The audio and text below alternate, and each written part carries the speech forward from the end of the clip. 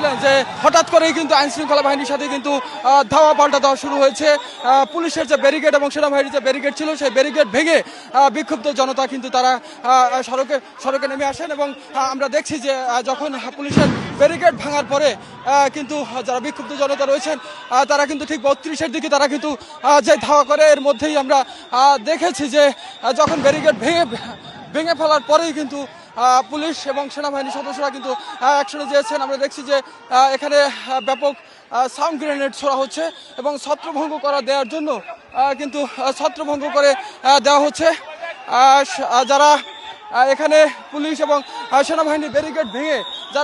barricade ভেঙে তারা কিন্তু আসলে 32-এর দিকে তারা কিন্তু যখন যেতে শুরু করে ঠিক